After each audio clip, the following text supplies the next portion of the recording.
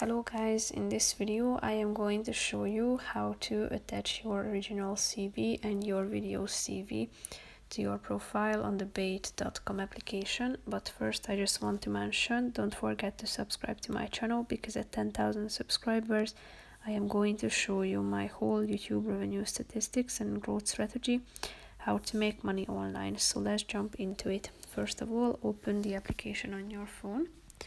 After that you should tap on the profile button down below, that's the third option.